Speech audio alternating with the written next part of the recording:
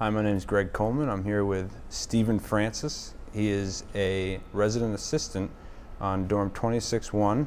He's also a graduate student in the School of Religion here at Liberty. So Stephen, I'm going to ask you a few questions about the war on God in America. What do you believe, or do you believe this country was founded on faith?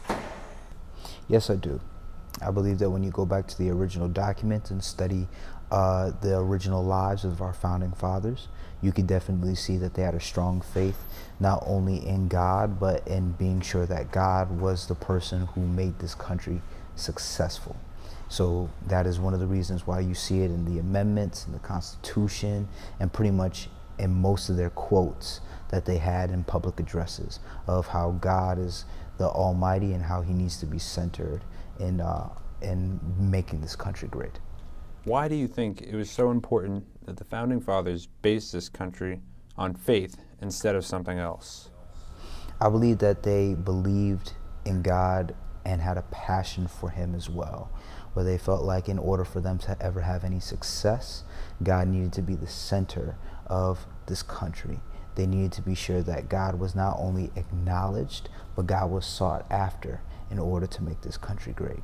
So from hearing about, worship services in Congress and also several prayer meetings that were done before writing certain pieces of documentation for how this country would operate with the laws, I definitely feel like they saw the importance of not only just having God, but just having God being first and foremost.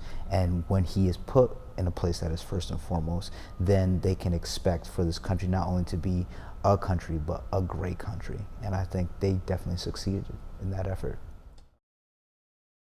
What do you believe is at the center of the war on God in America?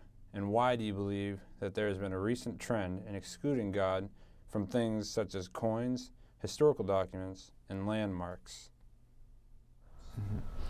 Well, as I said before, when you see the forefathers, they had not only a knowledge of God, but a passion for God. And I think that's definitely something that we're not seeing today in our current political figures, or in the people who are responsible for the removals of a lot of these things. And because you don't see that anymore, they almost look at the founding fathers as people who kind of did things out of superstition, out of just religious fanatics, if you will.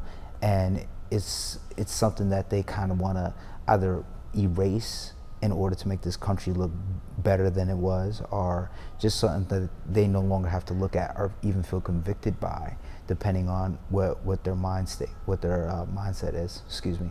And I think that's probably one of the biggest reasons why you see a lot of things getting changed now, because not only they don't believe in God, and they feel like to believe in God is something that is foolish, and also something that could be offensive to people who don't. So that is probably one of the biggest reasons why we have this current war on God and government. Do you think that this can be reversed? And if so, how can it be reversed? I believe that anything is possible, but this is definitely going to be something that is going to be easier said than done. When it comes to this reversal, we need to have political leaders who do have a passion for the Lord. I think when you talk to many of when you listen to the president, or, you talk to certain people in Congress and whatnot, there are a lot of people who do claim to have some type of faith and belief in God, but not necessarily the passion. And because they don't have a passion for God or necessarily a devout devotion to him, they're willing to let a lot of these things slide and allow a lot of these things to become, just to be neutral on most of these things, and compromise and allow for stuff to get taken out. But if we have men and women who do have a strong faith in the Lord, and who do want to continue to have God be the center of our country, and for God to be the person who blesses our country more so than us trying to bless ourselves, then we'll definitely see a reversal in that area. And with that, we also need to have the culture as a whole be willing to accept God and to move forward with him as well, because we are the people who elect our government figures. We are the people who say, you know, they get office and everything else.